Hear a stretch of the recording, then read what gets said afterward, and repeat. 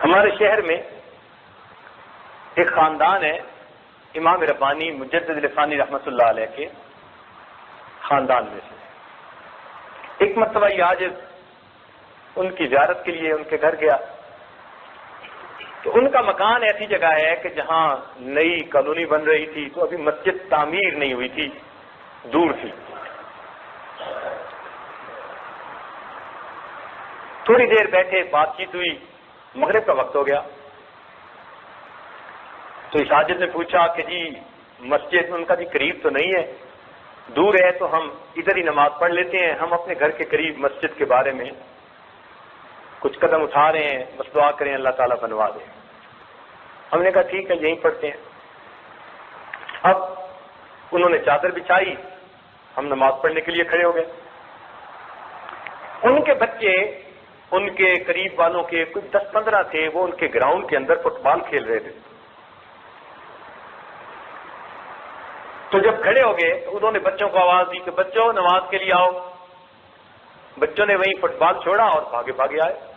اب اتنے بڑے نے بھی بوٹ کھولے اور صفے، اور اتنے نے بھی جوتے اتارے اور صفے۔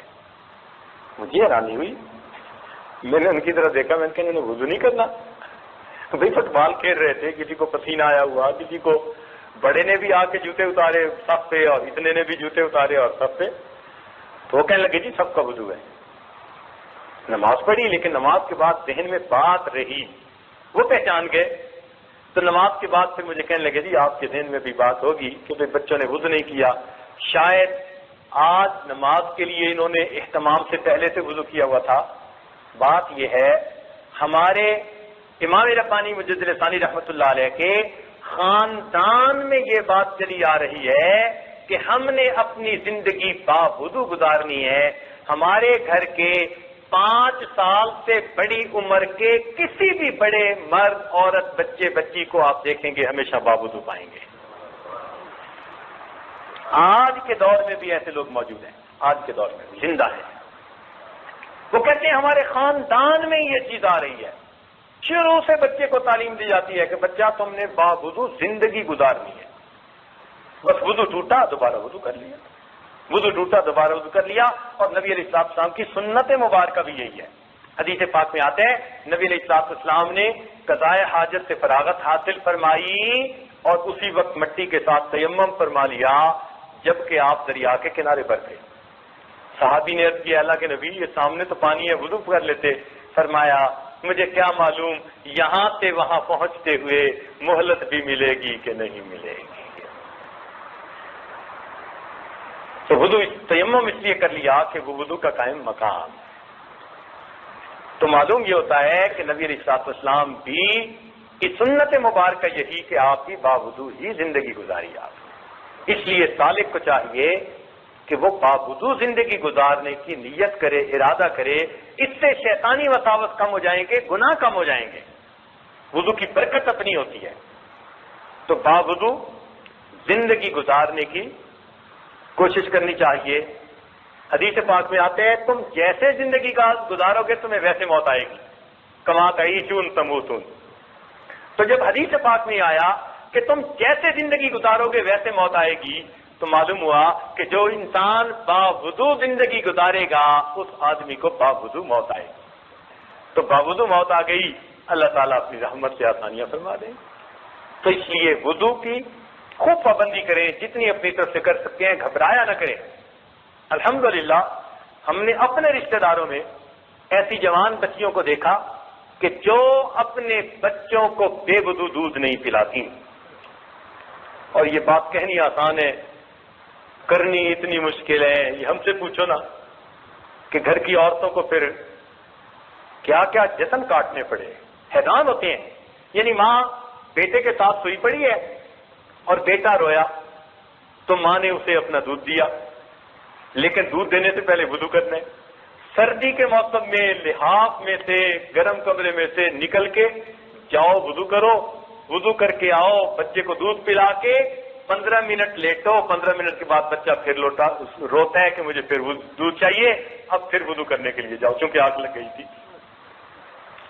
پھر احساس ہوا کہ واقعی بچے کو ہمیشہ باوضو دودھ پلانا آسان کام نہیں ہے۔ بڑا مشکل ہے. آپ کار پہ سفر کر رہے ہیں اور بچہ رو رہا ہے, اور اگر وضو نہیں ہے تو آپ وضو کیسے کریں, بچے کو دودھ کیسے پلائیں, اور بچہ تڑپ رہا ہے وہ دودھ پلاؤ. اب رکو, وضو کرو. اب باپردہ عورتوں کے لیے وضو کرنا کتنا مسئلہ. لیکن الحمدللہ آفرین ہے ان بچیوں اور ان عورتوں پر آج کے اس گئے گزرے دور میں بھی اپنے بچوں کو باوضو دودھ پلاتی ہیں. یہ برکتیں ہوتی ہیں, یہ مشائخ کی اچھی عادتیں ان کی نسلوں میں آگے چل رہی ہوتی ہیں, ان کی اولادوں میں چل رہی ہوتی ہیں. خواجہ معین چشتی میری رحمت اللہ علیہ نے بنگال کا دورہ کیا. 7 لاکھ ہندو مسلمان ہوئے اور 70 لاکھ مسلمانوں نے بیعت توبہ کی. 7 لاکھ ہندو مسلمان اور 70 لاکھ مسلمان مرید بنے, توبہ طائب ہوئے. جب گھر پہنچے تو بڑے خوش تھے. ماں نے پوچھا معین الدین بڑے خوش نظر آتے ہو.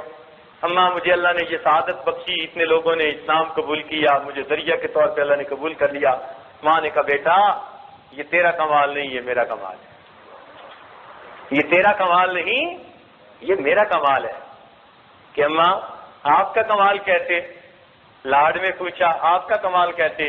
فرمایا بیٹے جب تم چھوٹے تھے میں نے کبھی بے وضو دودھ نہیں پلایا, یہ اس کی برکت ہے. اللہ نے لاکھوں انسانوں کو تمہارے ہاتھ پہ اسلام قبول کرنے کی توفیق بخشی. تو پہلے زمانے میں عورتیں اپنے بچوں کو اس طرح باوضو دودھ پلاتی تھی, باوضو کھانے پکاتی تھی. آج تو باوضو کھانے پکانے کا رواج ہی ختم ہو گیا, رواج ہی ختم ہو گیا. تھوڑا ہے کچھ جگہوں پر ہے. ابھی کراچی میں یہ عادت تھا, اپنے ہی تعلق والے کچھ دوست تھے, الحمدللہ کئی دنوں کے بعد انہوں نے کھانا سامنے رکھا تو کھانا رکھ کر کہا کہ حضرت آپ کا یہ کھانا پکاتے ہوئے میری اہلیہ نے 11 مرتبہ سورہ یاسین شریف مکمل کی. خوشی ہوئی الحمدللہ. ابھی کچھ لوگ باقی ہیں جہاں. آپ اب گھر کی عورتوں کو ذمہ داری لگا دیجیے کہ وہ ہمیشہ باوضو کھانا کھلائیں گھر کے مردوں کو, آپ کو اپنی اولاد سے شکوے ختم ہو جائیں گے. تجربہ کر کے دیکھ لیجیے, ہم نے اس کو آزمایا ہے. آپ جو کہتے ہیں یہ اولاد دین میں دلچسپی نہیں لیتی, پڑھتی نہیں, فرما بردار نہیں, کہنا نہیں مانتے, سب شکوے ختم ہو جائیں گے. کیوں؟ جب ان کو باوضو پکا ہوا کھانا ملنا شروع ہو جائے گا, اس میں برکت اور اس میں نور ہوا کرتا ہے. جو عورتیں شکوے کرتی ہیں نا جی خاوند گھر میں گرم دماغ رہتا ہے, تعاون نہیں کرتے, ہر وقت ڈانٹ ڈپٹ کرتے رہتے ہیں, وہ خاوندوں کو باوضو کھانا کھلانا شروع کر دیں, اللہ تعالیٰ گھر کے ماحول کو محبت پیار والا بنا دے. تجربہ کر کے دیکھ لیجیے, ہم نے باقاعدہ آزمایا اس کو. جس گھر میں پریشانی زیادہ ہے رزق کی یا صحت سے متعلقہ, اس گھر کے سارے لوگ باوضو رہنا شروع کر دیں, اللہ تعالیٰ ان کو پریشانی اور مصیبتوں سے آسانی کرنا. الوضو صلاح المؤمن, حدیث جو آئی ہے نا, تو یہ حدیث معمولی نہیں ہے کہ وضو مومن کا اسلحہ ہے. اسلحے سے انسان کی جیسے حفاظت ہوتی ہے, اسی طرح وضو سے انسان کی ہر پریشانی ہر مصیبت سے اللہ حفاظت فرما دیتے ہیں. تو اس لیے آج باوضو زندگی گزارنے کا اہتمام یہ بہت کم ہے.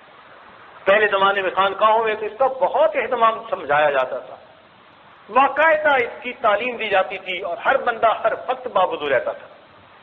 چنانچہ ہمارے سلسلہ عالیہ کے ایک بزرگ تھے حضرت خواجہ فضل علی قریشی رحمۃ اللہ علیہ. اس عاجز کے وہ پردادا پیر بنتے ہیں, شیخ کے شیخ کے شیخ, تو پردادا پیر بنتے ہیں. سبحان اللہ.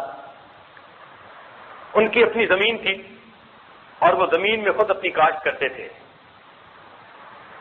اور فرماتے تھے کہ میرا معمول ان دنوں میں یہ تھا کہ میں زمین میں کاشت کے دوران لا الہ الا اللہ کا ذکر کرتا, شام کو حساب لگاتا 70,000 مرتبہ ہو چکا ہوتا.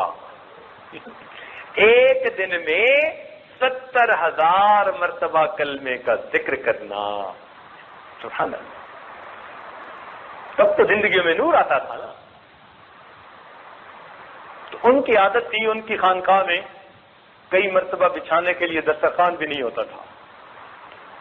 قسم پرسی کا عالم تھا, استغنا ہوتا تھا, لوگوں کی طرف تو نظر ہی نہیں ہوتی تھی. اللہ کے خزانوں پہ نظر ہوتی تھی, بس مل جاتا تھا تو ان کو کھلا دیتے تھے. دسترخوان نہیں ہوتا تھا. تو کئی مرتبہ ان کو لائن میں بٹھا دیتے جیسے دسترخوان ہوتا ہے، لیکن ان کی ایک ران کے اوپر روٹی رکھ دی جاتی اور دوسرے ہاتھ میں گڑ کی ڈلی دے دی جاتی، کھانا کھاؤ۔ اور کبھی کبھی گڑ بھی نہ ہوتا تو لسی، ایک پیالہ لسی کا، تو ایک ہاتھ میں لسی اور ایک روٹی دے دی جاتی، کھاؤ کھانا۔ یہ فقراء کا کھانا ہوتا تھا۔ ایسے کھانے کھا کے اللہ اللہ کرتے تھے۔ ایک مرتبہ حضرت خواجہ فضل قریشی رحمۃ اللہ علیہ نے سامنے سب کے دسترخوان بچھوایا اور روٹی رکھی، اور روٹی رکھ کے کہا فقیرو، فقیرو کہتے تھے، بات عجیب ہے، فرمان لگے فقیرو، یہ جو روٹی تمہارے سامنے پڑی ہے، اس روٹی کے لیے جو گندم تھی، اس گندم بونے کے لیے جب زمین میں ہل چلایا گیا تو وضو کے ساتھ،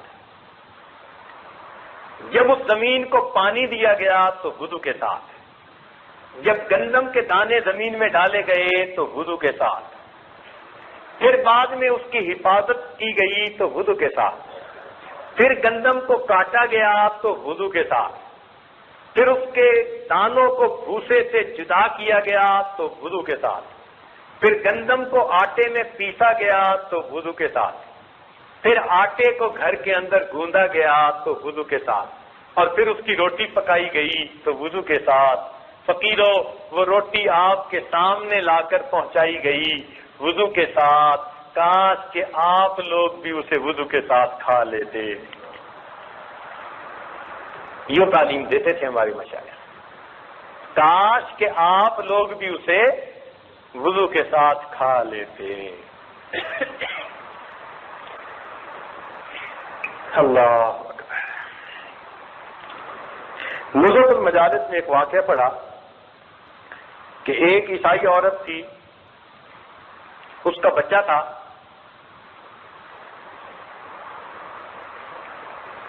وہ نماز پڑھ رہی تھی اپنی اور یہ ساتھ کھیل رہا تھا۔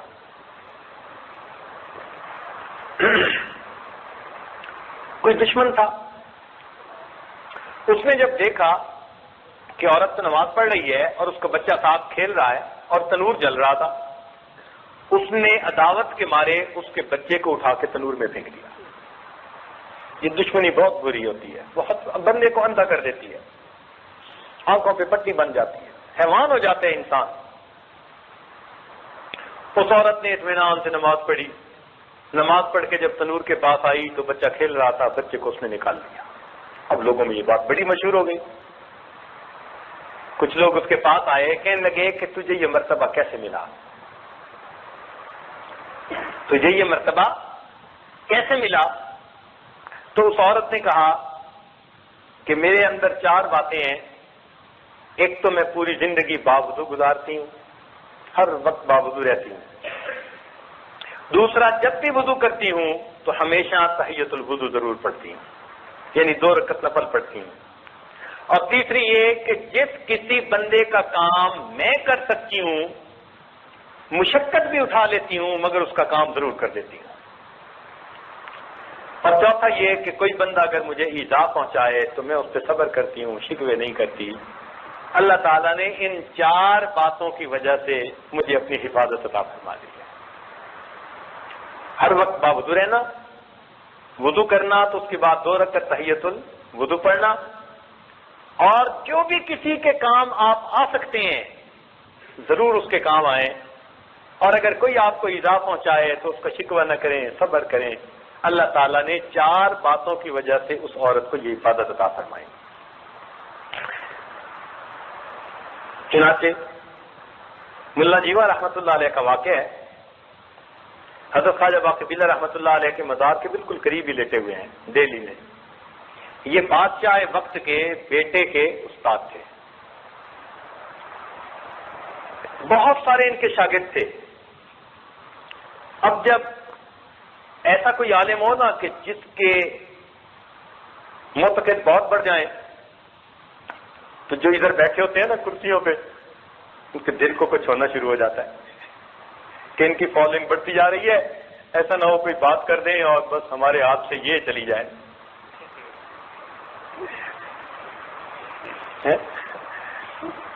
پہلے زمانے کے لوگ تو پھر بھی آیت الکرسی پڑھتے تھے، آج کے دور کے حکمران کرسی کرسی کرسی کرسی۔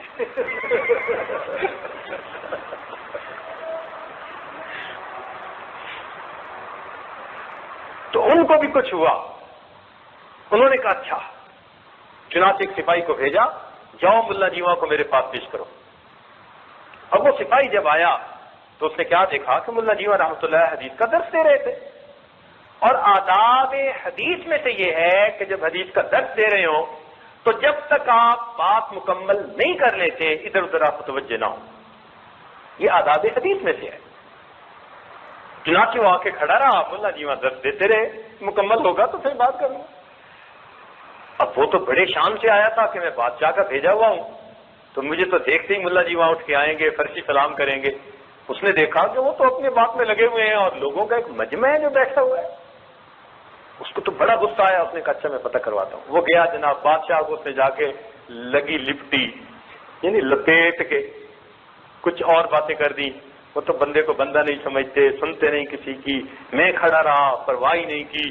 بادشاہ سلامت، وہ تو آپ کے خیر خواہ نہیں نظر آتے، ایسی جلی کٹی کہیں کہ بادشاہ کو بڑا غصہ آیا۔ بادشاہ نے کہا اچھا ان کو گرفتار کر کے پیش کرو۔ اب جب گرفتاری کا حکم دیا تو بچے سن رہے تھے جو ملا جیواں رحمۃ اللہ کے شاگرد تھے۔ اب وہ بچے کھسک گیا کہ میں جا کے استادوں کو تو بتاؤں کہ آپ کی تو گرفتاری کے ورن جاری ہو گئے۔ اب بادشاہ کے محل کے بالکل ساتھ ہی تو مدرسہ تھا، چنانچہ وہ بچہ پہنچ گیا پہلے، اس نے جا کے کہا کہ حضرت ابا جی نے تو آپ کی گرفتاری کے ورن جاری کر دیے، پولیس آ رہی ہے۔ ملا جیواں رحمۃ اللہ میں اچھا پھر لاؤ لوٹا، ہم بھی وضو کرتے۔ ملا جیواں رحمۃ اللہ نے وضو کیا اور وضو کر کے مصلی پہ بیٹھ گئے۔ اب جب مصلی پہ بیٹھ گئے، بچہ سمجھدار تھا، اب اس کو دوسری طرف کا خیال آیا کہ اگر ملا جیواں نے ہاتھ اٹھا دیے تو ادھر تو میرے ابو ہی ہے نا۔ اب وہ بھاگا اور جا کے اپنے ابو کو بتایا کہ ابو ملا جیواں نے وضو کر لیا، مصلی پہ بیٹھ چکے۔ کتابوں میں لکھا ہے کہ جب بادشاہ نے یہ سنا ملا جیواں رحمۃ اللہ علیہ وضو کر کے مصلی پہ بیٹھ چکے، پاؤں میں جوتا نہیں، سر پہ تاج نہیں، اسی حالت میں بھاگا ہوا آیا، ملا جیواں کے پاؤں پکڑے، حضرت ہاتھ نہ اٹھانا، میری آنے والی نسلیں تباہ ہو جائیں گی۔ تو جب وقت کے بادشاہوں کو یہ یقین تھا نا کہ ان بوریہ نشینوں کے ہاتھوں کے اٹھ جانے سے کچھ ہو جانا ہے، تو پاؤں پکڑتے تھے، اور آج ان کو پتا ہوتا ہے کہ ان کے آنے سے کچھ نہیں ہونا۔ اس لیے ہمارے ملکوں میں تحریکیں چلتی ہیں، پولیس والے ویگن کو کھڑا کرو، جتنے ہوتے ہیں داڑھی والے سب کو اتار لو، کچھ نہیں ہوتا۔ ہم نے اپنی قدر خود گنوائی۔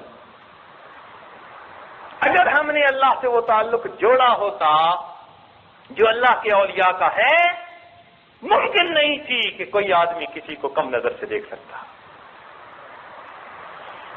اس لیے باوضو زندگی گزارنے سے اللہ رب العزت کی مدد ہوتی ہے، شیطان اور دشمنوں کے مقابلے میں اللہ تعالیٰ بندے کی پشت پناہی فرماتے ہیں۔ الوضو صلاح المؤمن،